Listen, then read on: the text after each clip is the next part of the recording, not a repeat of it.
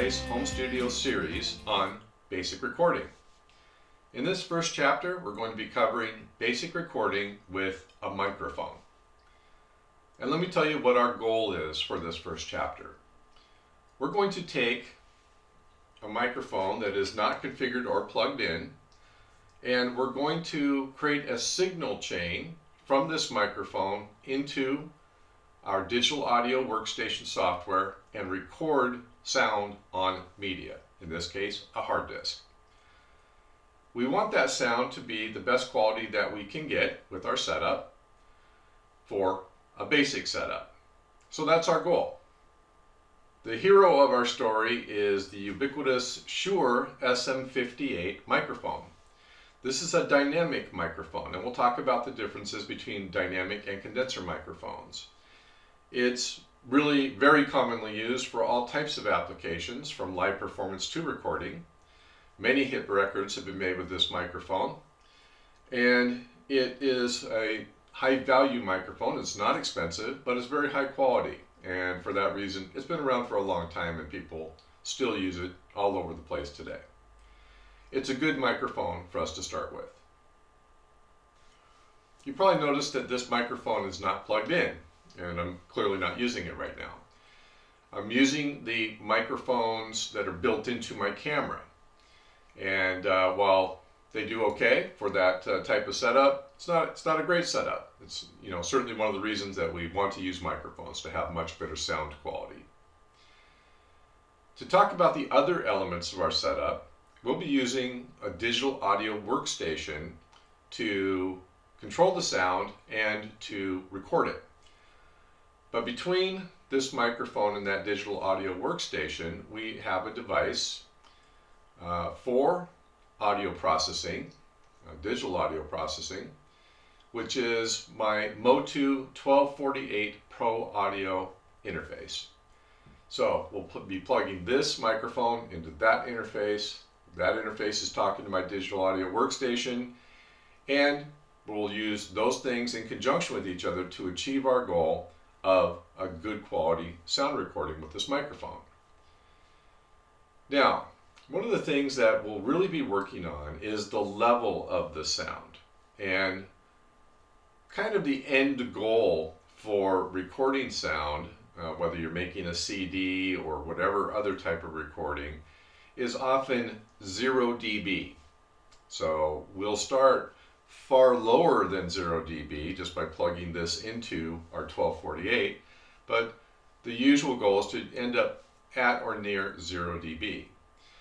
But when you're doing your initial recording, you often want to leave yourself some headroom underneath 0 dB to do what's called sweetening the sound. And that can involve a lot of things that we won't get into in basic recording.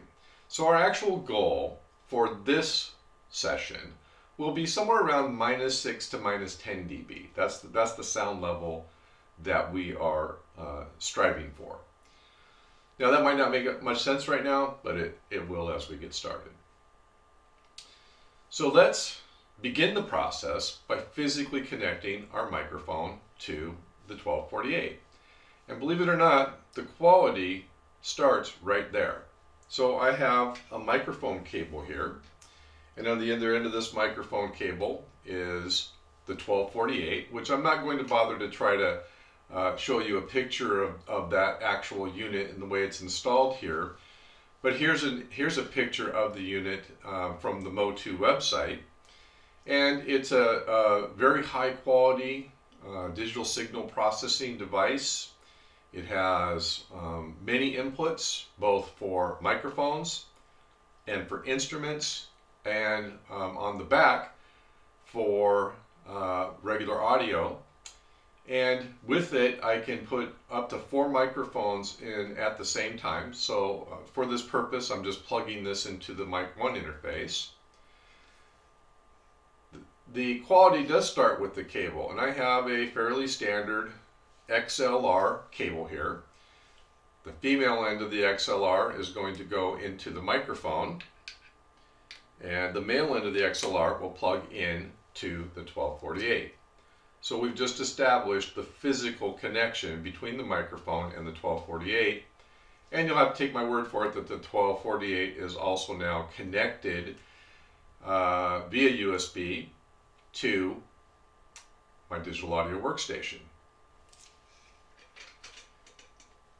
Now, for the sake of productivity, I'm not going to try to do the recording from inside my studio. We're actually going to take this guy and the mic stand and the cables long enough to make it into my control room, and that's where I'll be doing the bulk of this work from.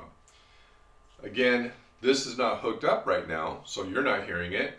You're just hearing what's going from my camera. But going forward, you'll be hearing my in control room microphone, and then as we get this guy working, you'll be hearing this microphone.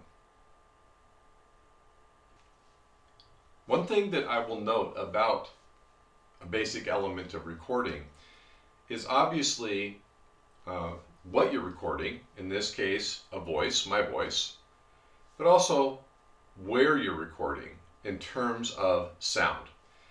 Now, from the camera's audio capability, you're probably hearing what sounds like a lot of sound, but in reality, inside my studio is a fairly quiet environment. And if I were recording on this microphone right now, you would not be hearing a lot of noise or hiss or hum if we have things set up right, which is one of our goals. But on the camera, you're hearing a lot of that right now. But in the control room, you will hear quite a bit because I've got computers in there, I've got hard drives in there, almost everything is making a hiss or a hum. And so we're not 100% controlling that one basic element for quality, but for the purposes of what we're doing, that's the setup that we have that I can record productively with. So just a note, and let's go ahead and start moving our gear into the control room. Now that we've completed the physical connections inside the studio, I've brought everything back into the control room. So the SM-58 that we'll be using is right here next to me.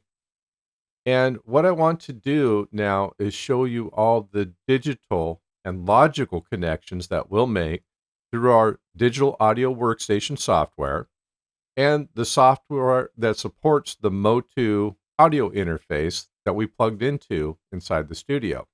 So I'm here in the control room. I just want to orient you to what we'll be looking at. So obviously, number one is myself from this view. We'll also be looking at this view when I speak into the SM-58, just to make it clear what I'm doing. Then we'll be following our digital audio workstation software and control software through this view. And that will usually be zoomed in as far as I can be so that you can see what I'm doing as well as possible. So let's jump in and follow our signal chain all the way from the SM-58 microphone to the media and your ears right now. Our first stopping point is the control software for the Mo2 1248 Pro audio interface. No matter what device you're plugging your microphone into, that device will undoubtedly have some driver and possibly control software that controls its onboard function. With the 1248, that's especially important because that device has a lot of onboard capability. So let's take a look at the control software.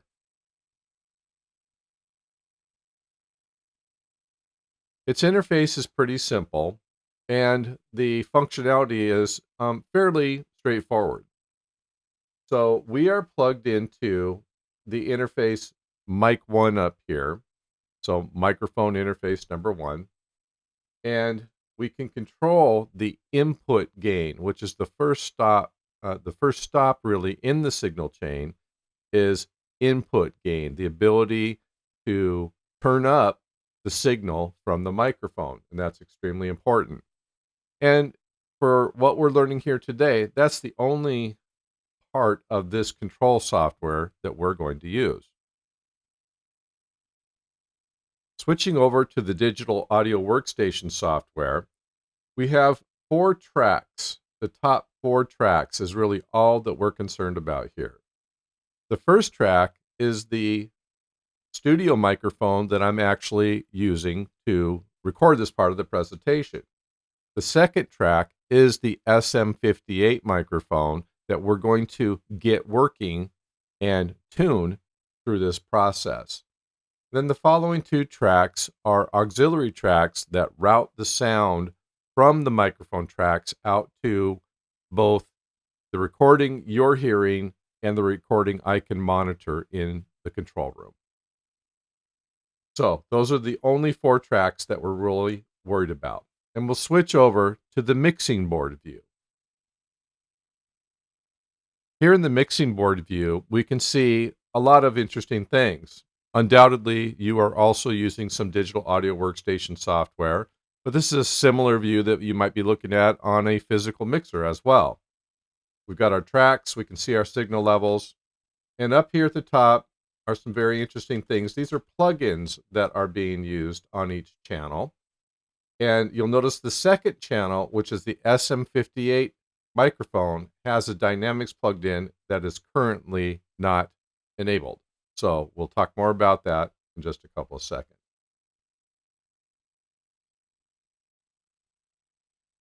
Our goal here in getting the SM-58 working is to have a good audio level with the minimum amount of any other noise, hiss, hum, anything else that would distract from having a really high quality recording, live stream, whatever we're doing with that microphone. So the process that we're going to go through is the process of setting the right input gain level and then sweetening the sound however we can to get the best possible result through the digital audio workstation software and plugins. What I'll be doing in the background as we go through this process is I'll be disabling the sound on my mains in control room microphone and enabling the sound on the SM-58. So that's how I'll be switching back and forth so that you know that you're hearing what's coming through the SM-58 as we go through and start to configure it. Let's start the process by switching off my in control room microphone and switching on the SM-58 to see what we've got.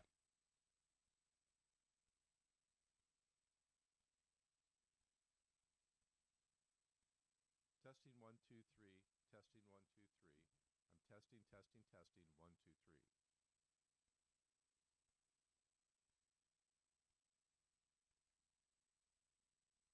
Okay, so far we got bupkis. I had no signal on my meters, and I had no sound coming out of the SM-58. So let's take a look at what's going on there.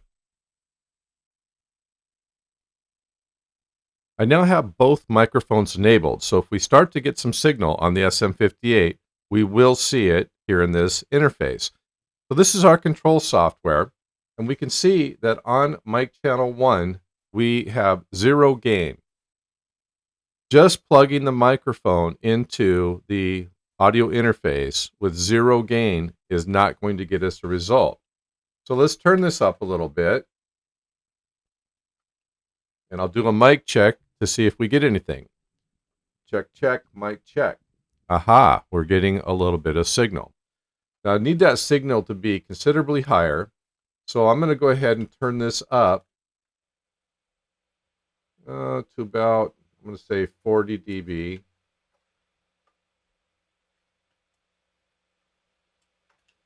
And let's see where we're at now. Check, check, mic check. Check, check. That's a pretty good level. So now let's repeat the process of turning off my main microphone to see what we're actually hearing through the SM-58. I'm testing, testing, testing. 1, 2, 3. I'm testing, testing, testing. 1, 2, 3. I'm testing, testing, testing, 1, 2, 3. I'm testing, testing, testing, 1, 2, 3. Okay, that's not a horrible signal level. We're down around the minus 24 level. Remember, we want to be somewhere around minus 6 to minus 10 dB to give ourselves some overhead. So we're still quite a ways away from that. But let's try turning up our signal just a little bit more.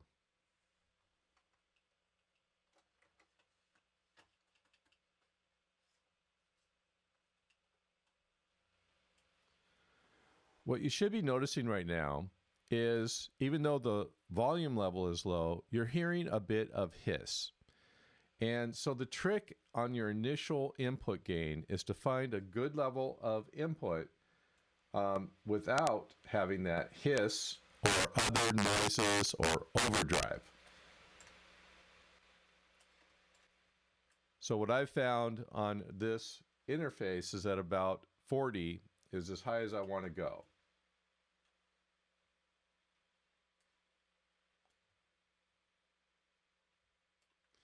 So our trick now is, what are we going to do to get the rest of the way from minus 24 to the level of audio that we want on this channel?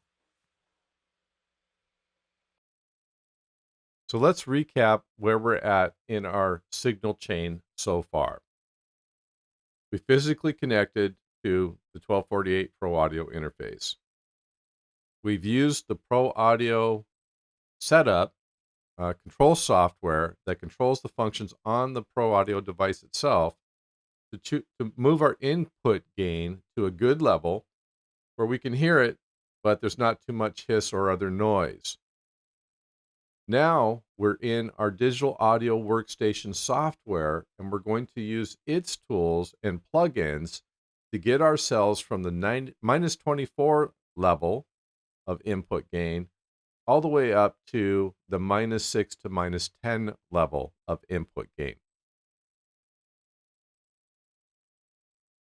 Now, all digital audio workstation software is somewhat different. Many things are similar, especially plugins that work across many of the same digital audio workstation applications. But I mentioned earlier that I have this Dynamics right here on this channel that's currently disabled. So I'm going to pull that up and I'm going to enable it. It's currently bypassed. I'm going to unbypass it. So the bypass is off. And I'm going to switch over to the SM-58 microphone in just a moment here. But what I want to do is show you that this is configured. I'm doing two things here. I'm boosting the gain on the input side by 6 decibels and the output side by 8 decibels. So that's a total of 14 decibels. And I'm using the gate function, and I'll show you why here in just a moment. Okay, I'm now on the SM-58, and I've got a decent level of volume at this point. Let's go ahead and look at the mixing board again, and we can see that our input levels are right about, getting very close to where we want them to be, at peaking out at around minus 6 there. However, I do have some hiss that you can hear in the background, and I want to avoid that. For this particular application, which remember is a vocal audio narrator type function, just like I'm doing for this recording. So I want to use a function here called gating. So I'm going to choose gate in the interface here, and notice how the extra noise went away, at least when I'm not talking. For those of you with sharp ears, you're probably still hearing some of that noise underneath my voice as I talk, but it's nowhere near as noticeable. The way a gate works is it allows you to cut out the noise below a certain decibel level. Now watch this meter right here when I stop talking. Notice how it's bouncing around down there at the lower end. That's the noise that we're talking about. Now, if I turn this gate all the way down, you hear the noise. I'll bring it back up. You don't hear the noise. Now, I could put the gate at a much lower level and still not hear the noise, but you might still hear the noise from something like a movement in your studio control room, something like that. If I turn it up a little bit more, you're not going to hear that as much. So these two functions allow me to attain the level of decibels that I want for this microphone on this channel, and still leaving me some overhead in other processes as we go along before I'm hitting 0 decibels.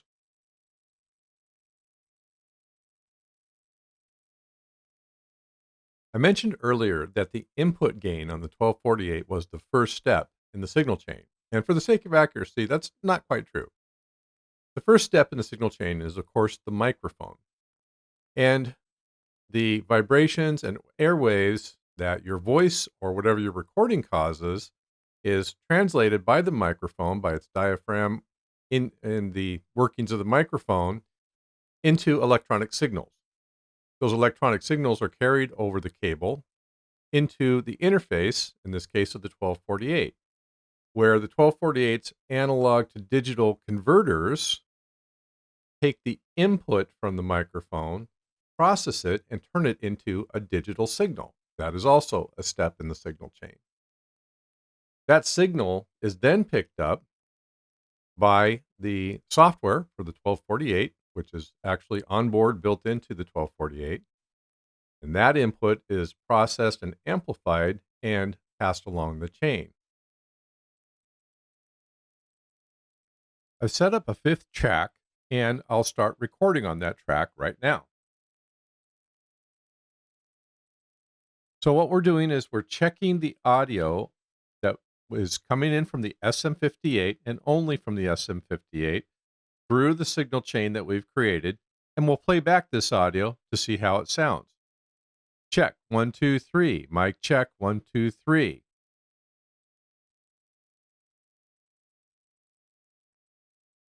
All right, let's set this up to hear our recording.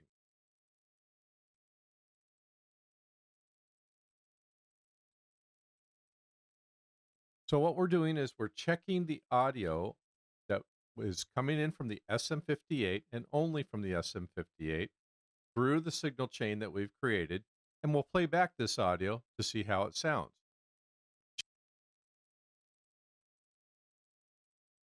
Okay, not too bad for our first effort. Pretty clean, not a lot of noise, decent audio level. Not quite as loud as this one, but I didn't really intend it to be.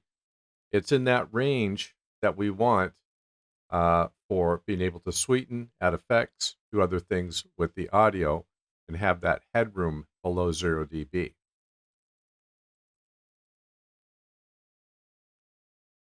Some of you may be asking the question, Kent, if we're using a pro audio interface, why are we dealing with hiss and noise? Great question. Your recording environment, it's always a variable how much ambient noise you might have in the room itself, how much noise you might be making as you're recording whatever you're recording. There's a great deal of difference between a vocal isolation booth with a vocalist who's singing and, say, a live stream or the kind of video that I'm recording. Now, remember I said I brought the SM-58 microphone from in studio to in my control room. Well, in my control room, I've got 2 computers, multiple cameras, lights, many of which have fans and are making other noise, not to mention the noise I myself make while I'm doing these recordings. So that's the source of that underlying little bit of hiss and background noise. In a perfect situation, you won't have any noise at all. But even so, you'll always have just that little bit of sound that's added to the recording and that you will deal with in methods like a gate or something like that. Now, when you're recording vocals, you're usually recording other instruments as well. And every single thing you record could have that extra little bit of noise, but it's covered up by the overall sound of the music. So that's why we're dealing with just a little bit of noise here in my control room. I'm back in my studio to make an important point. We spent some time talking about why I recorded in my studio control room, which is simply a function of the fact that I'm the producer as well as the guy on the video, and it's just simply much easier for me to do videos like this in my control room. But I have that noise issue, and you'll recall that because of that, we used our digital audio workstation plugins, gates, things like that, to get rid of that noise. Well, if I'm in my studio, I have little or no noise. And so what I'm doing now is I'm using my digital signal processing hardware, the 1248, to do all of the input gain and not using any plugins or gates at all because I don't have any noise. Remember that we had our 1248 at 40 decibels. It's now at 50 decibels. And I'm attaining the level of gain that I want without that noise. So I think it's only right to point out that when you're in a good, quiet recording environment, you want to let your excellent digital signal processing hardware like your 1248 do the work rather than using plugins. Now, I'm still going to use plugins to do some sweetening on most recordings, but not to do that initial gain. I hope you've enjoyed this first part of our Happy Place Home Studio series on basic digital recording, and we look forward to seeing you again for future chapters in this series.